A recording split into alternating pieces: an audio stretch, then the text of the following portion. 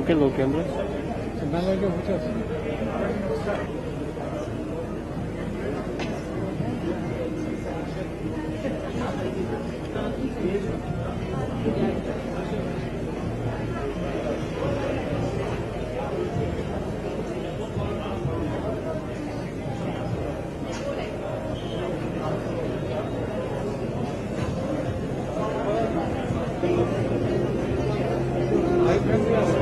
हाँ आपने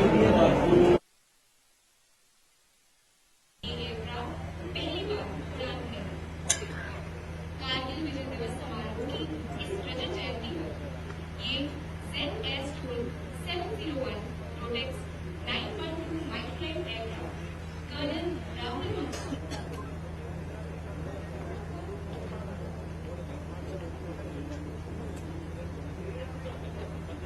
में आएगा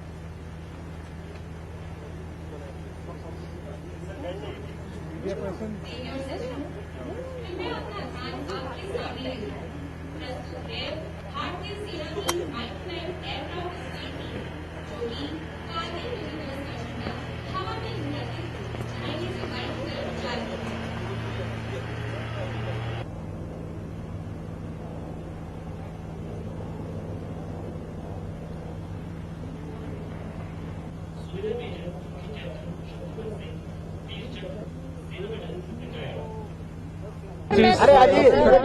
अभी एक आ रहा हूँ 25 साल हुए हैं तो कैसे देखते हैं ये 25 साल आज भारत और भारत की सेना के लिए गर्व के हैं, गौरव के पल हैं कि 25 साल पहले इन्हीं पहाड़ियों के ऊपर हिंदुस्तान की फौज ने एक जीत का नया स्वर्णिम अध्याय हिंदुस्तान के इतिहास में जोड़ दिया था।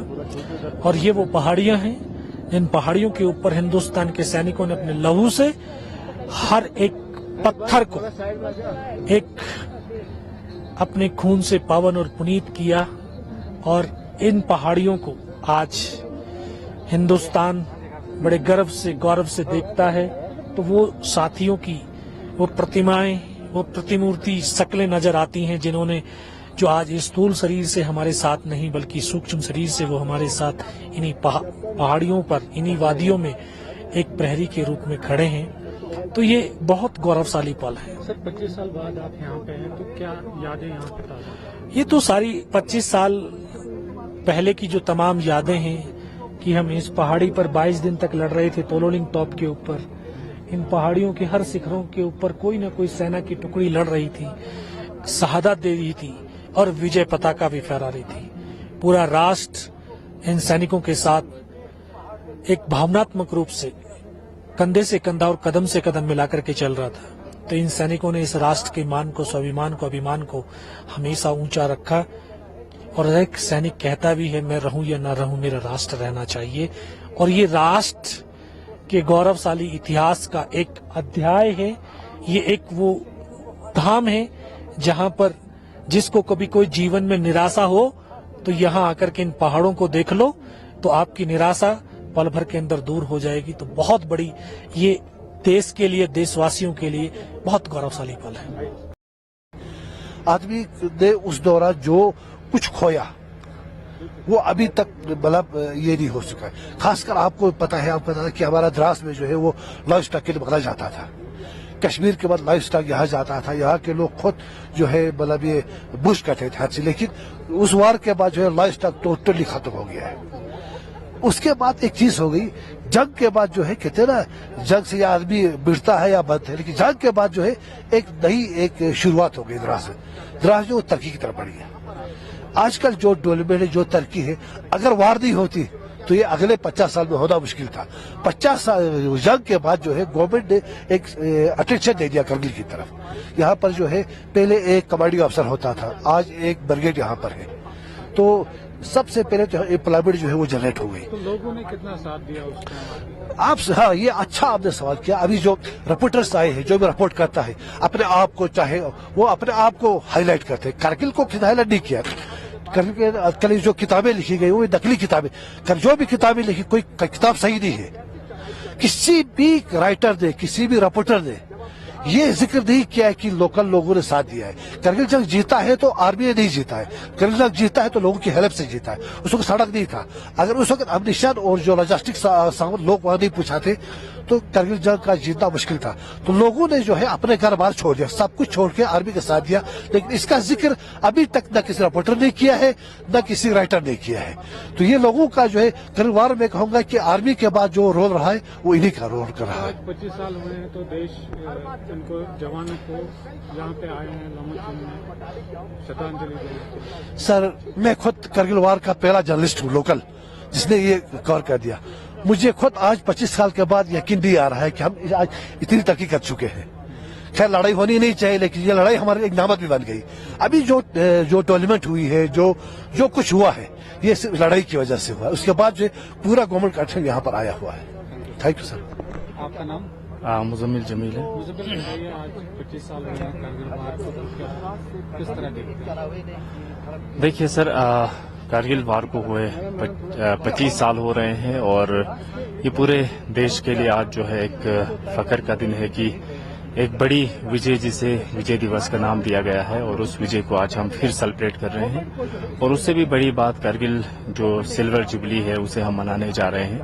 तो ये एक बहुत ही बड़ी जंग थी, क्योंकि कारगिल वार इन ऊंचे ऊंचे पहाड़ों में लड़ी गई, जिसमें टाइगर हिल हो, तोलोलिंग हो या फिर गन हिल हो, 5353 पॉइंट्स हो, कई पॉइंट्स हैं जहां पे कारगिल वार जो है वो लड़ी गई थी। और ये उस वक्त के इंडियन आर्मी के लिए एक बहुत बड़ा चैलेंज भी था, क्योंकि आज जो लोग देख रहे हैं यहाँ से इन ऊंची पहाड़ों में सड़कें बनी हुई हैं और यहाँ से रोड्स हैं, अब गाड़ियों के जरिए सामान ले सकते हैं। लेकिन ये वो वक्त था जहाँ पे इन ऊंची ऊंची पहाड़ों में जंग लड़ना उनके लिए बहुत बड़ा चैलेंज इसलिए था कि जो भी उन्हें जंग लड़ना है या जंग के साजो सामान लेकर जाना है तो उन्हें इन्हीं ऊंची ऊंची पहाड़ों में अपने कंधे पे लेकर जाना होता था। और इसमें इंडियन आर्मी ने एक बड़ा रोल निभाया। और साथ ही साथ अगर हम कहेंगे तो यहाँ के जो सिविलियंस थे उनका अहम रोल देखने को मिला है, क्योंकि इंडियन आर्मी के साथ साथ सिविलियंस जो है उस वक्त जो अपने घरों में थे, चाहे उनके छोटे छोटे बच्चे भी थे, घर वाले थे, उनकी परवाह न करते हुए जब इंडियन आर्मी की तरफ से ये कहा गया कि ये जंग जो है वो शुरू हुई है और इसका इख्तिताम सबने मिलकर करना है, तो उस आवाज को अपनी आवाज बनाकर अपने घर बार की परवाह न करते हुए सभी लोग यहाँ से निकले थे। और यहाँ से जो साजो सामान था वो इन ऊंचे ऊंचे पहाड़ों में कहीं नौजवानों ने अपने पीठ में लेकर यहाँ से ऊंचे ऊंचे पहाड़ों में चढ़ाया और कहीं घोड़ों के जरिए जो है साजो सामान यहाँ तक पहुंचाया। तो आज 25 साल हैं और 25 साल के बाद फिर एक बार अगर हम इन्हीं ऊंची पहाड़ों की तरफ मुड़ के देखते हैं तो यकीनन हमें लगता है कि उस वक्त की सेना और उस वक्त के लोगों ने जो ये जंग लड़ी है और हिंदुस्तान को इतनी बड़ी जीत दी है, यकीनन वो काबिले तारीफ है। क्योंकि आज की डेट में और उसके डेट की जंग को अगर हम कंपेयर करें तो आज कनेक्टिविटी है, रोड कनेक्टिविटी से आप बहुत जल्दी जो है इस जंग में फतह हासिल कर सकते हैं या साजो सामान को पहुंचा सकते हैं। लेकिन ये एक बहुत बड़ा चैलेंज था और उस दिनों में इस जंग को फतह करना ये पूरे हिंदुस्तान के लिए एक फख्र की बात होगी। Thank you.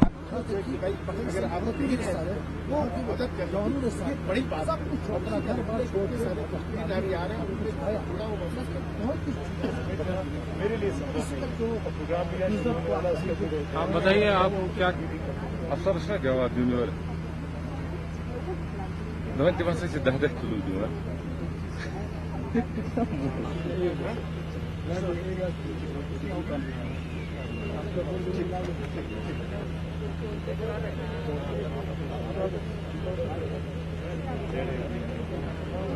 सर आपका नाम जानना चाहेंगे? मैं सुधार major honorary captain BP Singh SM. Sir आज 25 साल हुए कारगिल वार को, तो क्या कहना चाहिए? जी ये कारगिल वार 25वें स्वर्ण इस सिल्वर जुबली में बुलाना हमारे लिए गर्व की बात है और फर्स्ट टाइम बुलाया गया मुझे।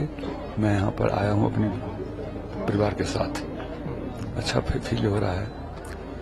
दुख भी होता है जब पुरानी यादें आती हैं, आज से 25 साल बीते हुई जो यादें आती है तो दुख होता है, लेकिन फिर खुशी मिलती है।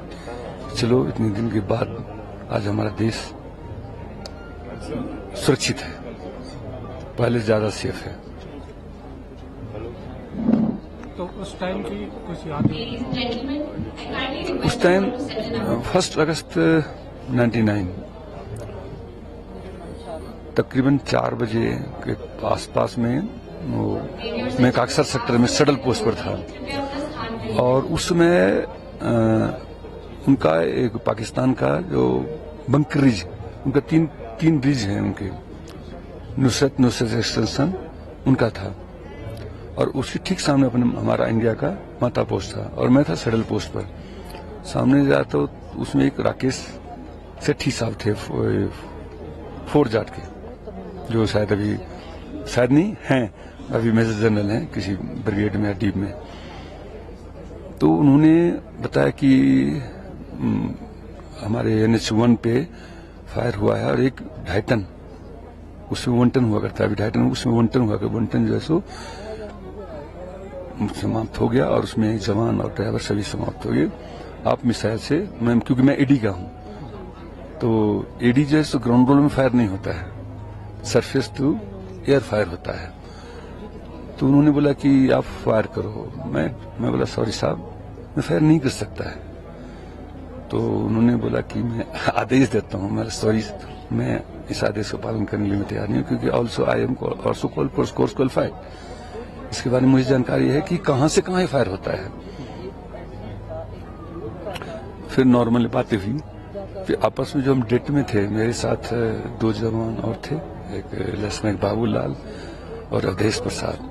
आपस में विचार किए कि करके देखते हैं क्या फर्क पड़ता है। न्यूटन्स कभी ये नहीं सोचा था कि हमने एक वैज्ञानिक बने। बस आपस में जो होते हैं मजाक, बस उसी मजाक में मतलब यार करके देखते हैं जीपीएस, क्योंकि उसमें 30 सेकंड मिसाइल का जो बैटरी जीपीएस का जो टाइमिंग है ओनली 30 सेकंड। 30 सेकंड में टारगेट को ढूंढना भी है, उसके बाद उसको डिस्ट्रॉय भी करना है। आपस में मजाक बोले कोई बात नहीं, बैटरी डिस्ट्रॉय हो, एक बैटरी, क्योंकि एक मिसाइल पर 2 जीपीएस होता है, हम कि एक अगर बर्बाद होगा तो एक मेरा बर्बाद हो जाएगा, करके देखते हैं। तो उन्होंने बोला कि वहां से मैंने बंकर से फायर हुआ है। बेड लक था उनका पाकिस्तान का कि उन्होंने उसी समय वो फायर किया। अभी मिसाइल कंधे पर लिया और हमने निशाना साधा। अब निशाना साधा क्योंकि इससे पहले हिस्ट्री में कभी हुआ नहीं था कि ग्राउंड रोल में फायर होगा, तो ना ही टेक्नोलॉजी, हमें इसके बारे में कोई जानकारी भी नहीं थी कि ये ग्राउंड में फायर होता है। अरे हम तो एयर वाले हैं, सरफेस टू एयर वाले हैं, हम एयर में फायर करते हैं। लेकिन उनका बैड लक वही हुआ कि उन्होंने फायर किया, धुआं निकला, हम सीधे नीचे एंगल डाउन किए, मिसाइल के एंगल डाउन किए। जैसे ही मैं एंगल डाउन किया तो धड़कनें तो उसमें बढ़ रही थी, क्योंकि सामने दुश्मन है, मैं उसको निशान ले रहा हूँ, वो भी मेरा निशान ले रहा होगा। लेकिन जीपीएस ऑन किया तो हमारा एक गुरु थे, जब मैं कोर्स किया था गोपालपुर में, तो उन्होंने एक टेक्नोलॉजी बताया था कि अगर तुम्हें कंफर्म है कि टारगेट है तो उस समय जीपीएस को ऑन कर दो और मिसाइल अपने आप ढूंढ लेगा, मिसाइल क्या अपने आप ढूंढ लेगा। और वही हुआ। तो आज आप 25 साल के बाद यहाँ आए तो कैसा लगा? जी अच्छा लग रहा है। उसके बाद हमने फिर फायर किया और हिट हो गया फिर तो। आपका नाम? मेरा नाम अश्विनी कृष्णाथ गाड़गे, शहीद सूबेदार कृष्णाथ नारायण गाड़गे की डॉटर हूँ। ये मेरी मम्मी है। तो पापा कारगिल में जब भी आगे गया था उनका मोर्चा, तभी हमें इन्फॉर्मेशन मिली थी। उनके एक बार बोला था उनको, आप घर पे इन्फॉर्म कर दीजिए। एज सच यूनिट से इन्फॉर्मेशन मिली थी। उसके बाद मार्च में उनका यूनिट गया था आगे, वो आसाम में थे पोस्टेड तभी, सिक्किम में, और वहां से उनका यूनिट यहाँ पे आ गया। उनका काम था ब्रिजेस एंड ऑल बनाना, फिर पूरा बॉम्बे इंजीनियरिंग ग्रुप का 110 इंजीनियरिंग का बहुत मतलब मेन काम रहता है युद्ध में। इसमें तो बहुत सारे वॉर्स में उन्होंने पार्टिसिपेट करा था, लाइक ऑपरेशन रक्षक, ऑपरेशन पवन में। और यहाँ पे आने के बाद, यहाँ पे जैसे आ गए तो हमें युद्ध का इतना पता नहीं था। छोटे थे क्लास, गांव में रहते, तो जितनी खबर मिलती थी पेपर में आता था उतना ही सब कुछ। टीवी वगैरह कभी कभार मतलब मिल गया कुछ इन्फॉर्मेशन। तो जैसे हमें खबर मिली कि पापा अब नहीं रहे, शहीद हो गए, तो हमें विश्वास ही नहीं हुआ कि ऐसे यहाँ क्या चल रहा है, क्या नहीं।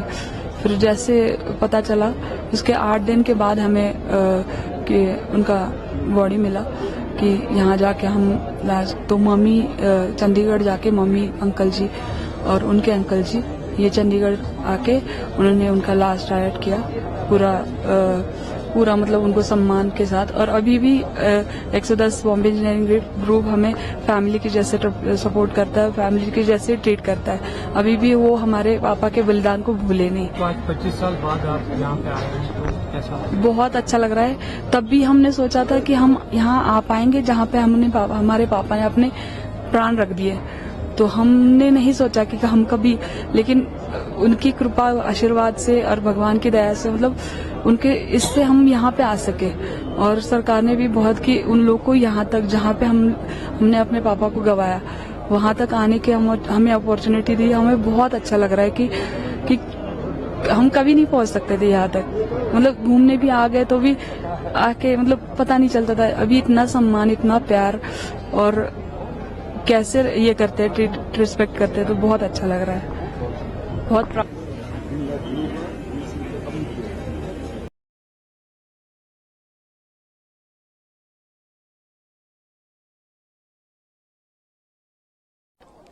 धन्यवाद। सबसे पहले तो रजत जयंती में मैं सभी वीर योद्धाओं को, रणबांकुरों को नमन करता हूं, उनके परिवारों को भी नमन करता हूं। अभी आप व्यू पॉइंट पे खड़े हैं, आप देखिए द्रास बाउल नीचे पूरी तरह से दिख रहा है और जो सामने पहाड़ियां हैं जिसके ऊपर दुश्मन ने कब्जा कर लिया था, और जितनी भी ऊंची पहाड़ी, अगर मैं दाएं से शुरू करूं तो आप देखिए ये तोलोलिंग की पहाड़ी है जो तिकोना आपको दिख रहा है, और सबसे ऊंची पहाड़ी ये 0.5140 है, और इसके बीच में हम्प का इलाका है, क्योंकि 18 ग्रेनेडियर्स ने ये तोलोलिंग और हम्प के इलाके पे कब्जा किया था। अगर हम इस तरह से अगर आप आ जाइए, आप देखिए जो ब्राउन पैच है ये 3 पिंपल का एरिया का इलाका है, और इस तरह जो आप देखिए जो सबसे ऊंची पहाड़ी है ये टाइगर हिल यहाँ से दिख रहा है, जो कि सबसे ऊंची पहाड़ी है, 17,000 फीट की हाइट पे है। और उसी के साथ जो 4875 सबसे बाएं वाली पहाड़ी, जिसको बत्रा टॉप भी कहा जाता है, और 13 जैकरीफ ने इसके ऊपर विजय हासिल की थी। तो इस तरह से आप जो है इस पूरी पहाड़ियों को बाएं से दाएं दे सकते हैं कि किस तरह से दुश्मन ने इन पहाड़ियों के ऊपर कब्जा किया हुआ था, और जो नेशनल हाईवे जो कारगिल से और ये नीचे श्रीनगर से द्रास, कारगिल और नेशनल हाईवे 1 अल्फा जो है इसको बाधित किया था, और लद्दाख और लेह को जो है बिल्कुल अलग थलग कर दिया था। 2 महीने सर आप लोग का क्या कोर्स ऑफ एक्शन? नहीं, जहां तक मेरी यूनिट की बात है 18 ग्रेनेडियर्स की, हम कश्मीर वैली में थे और मिलिटेंसी की लड़ाई लड़ रहे थे। 16 मई 99 को हमें हुक्म मिला कि द्रास में आ जाइए, और रेडियो में भी ये खबर चल रही थी उस टाइम कि दुश्मन आर्टिलरी फायर से द्रास कस्बे पे फायर कर रहा है, और कुछ एक मुजाहिदीन ये खबर थी कि आए हैं, और हमें हुक्म दिया गया कि यहाँ पे पहुंच जाइए। हम यहाँ 18 तारीख को पहुंच गए। 19 को जो कमांडर थे 121 के, उन्होंने हमारी ब्रीफिंग की यहाँ, और बिल्कुल उन्होंने बाहर से ब्रीफिंग की। तोलोलिंग सामने दिख रहा है, क्योंकि सबसे नजदीक जो इंट्रूजन थी वो तोलोलिंग की ही थी। यहाँ से बिल्कुल रोड के साथ ही आप देखिए किस तरह से दिखता है, और यही बताया गया कि यहाँ पर 4 से 5 जो है मुजाहिदीन हैं, मिलिटेंट्स है। तो हम तो आपको नहीं मालूम था कि ये नॉर्दर्न लाइट? नहीं, वो किसी को नहीं मालूम था। ये फिलहाल ये तो तोलोलिंग की लड़ाई, और जैसे जैसे लड़ाई आगे बढ़ी तब ये पता लगा कि किस तरह नॉर्दर्न लाइट इन्फेंट्री ने 150 स्क्वायर किलोमीटर पर इन्होंने कब्जा किया हुआ है, और इसी तरह तोलोलिंग पे भी कंपनी प्लस थी।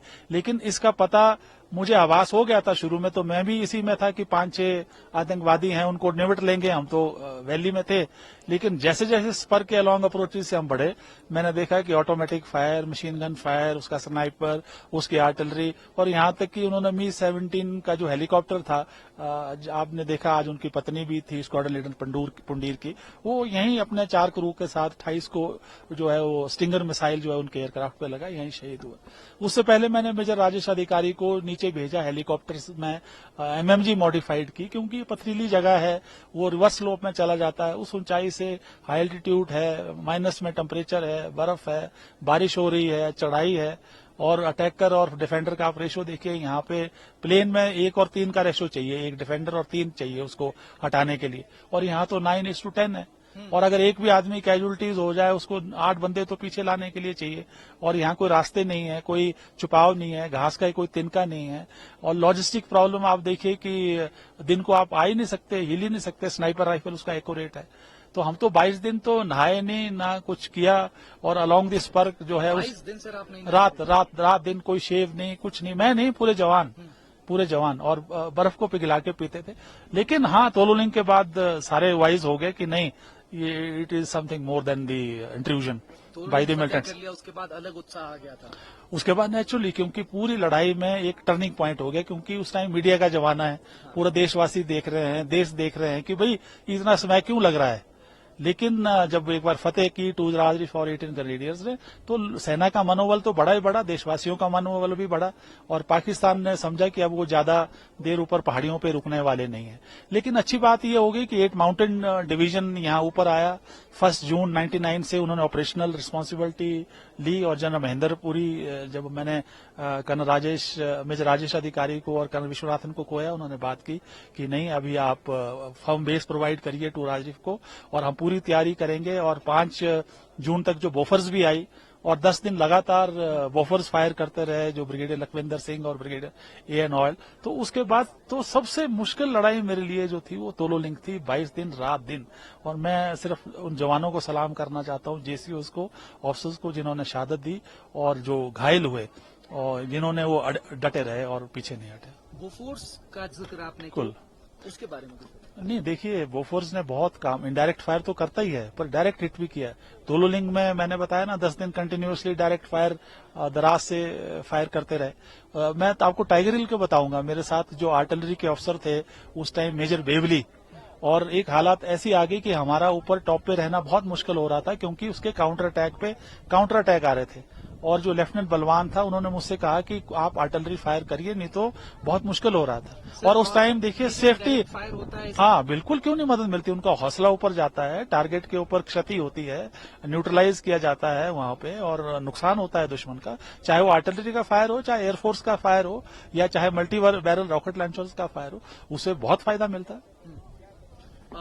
तो जब आप अपने जवानों को याद, लेकिन हमारे वीर रणबांकुरे, कहीं न कहीं ये घाटी उन रणबांकुरों के रक्त से लाल हो चुकी है। बिल्कुल रक्त से लाल हो चुकी है, और जब तक हम यहाँ थे तो लगता था साथ ही हैं, हालांकि वो नहीं थे, लेकिन जब यहाँ से हम चले गए तो ऐसा लगता है कि जैसे कि पूरा सीना किसी ने निचोड़ दिया हो। और आज भी वो यादें हैं, पर अच्छी बात यह है कि आज उनका परिवार, उनके बच्चे उभर गए हैं, अपने पैरों पर खड़े हैं, और कई तो सेना में वापस आ गए। आप देखिए क्या जोश और जुनून और क्या सोच है। और 2 चीजें हैं, एक तो प्रोफेशनल है, कमांडिंग अधिकारी के तौर पे जो फर्ज है, उसमें इमोशंस नहीं चलते, वो आपको करना पड़ता है। लेकिन कहीं ना कहीं दिल के अंदर आप हो तो इंसान ही, तो जैसा आपने कहा, जो भावनाएं और जो एक दुख है उनको खोने का, वो तो शायद जीवन भर रहेगा। क्या हिंदुस्तान नेशनल हाईवे 1 नहीं, जैसे आपने बताया कि उसने हमला क्यों किया, उसने हमला यही किया कि वो इशू को इंटरनेशनलाइज करना चाहता था। हिंदुस्तान ने बॉर्डर क्रॉस नहीं किया, हालांकि सेना तैयार थी, लेकिन पॉलिटिकली तो मैं तो ये कहूंगा कि एक ये पॉलिटिकल और मिलिट्री विक्ट्री भी है, कि अच्छा निर्णय था, ताकि पूरे ना इन्वॉल्व, फुल फ्लैज ना करके। पीछे लेवल पे ठीक है, सेना तैयार रहनी चाहिए, वो जोश भी होना चाहिए, सेना को तैयार थी और बिल्कुल तैयार थी, लेकिन हायर लेवल पे उनका जो दृष्टिकोण है उनका अलग है। और अब हैंड साइट में लगता है कि जो दृष्टिकोण सरकार का था वो बिल्कुल ठीक था, कि इसको इंटरनेशनलाइज करने की जरूरत नहीं थी, क्योंकि ऐसा करने से पाकिस्तान को बहुत, क्या बोले, उनका बहुत अपमान हुआ पूरे देशों में, और उसको एक अग्रेसर के तौर पे देखा गया, एक टेररिस्ट कंट्री के तौर पे आपने पूरे विश्व में उसको अलग थलग कर दिया। तो ये एक बहुत बड़ी जीत है। बहुत शुक्रिया सर।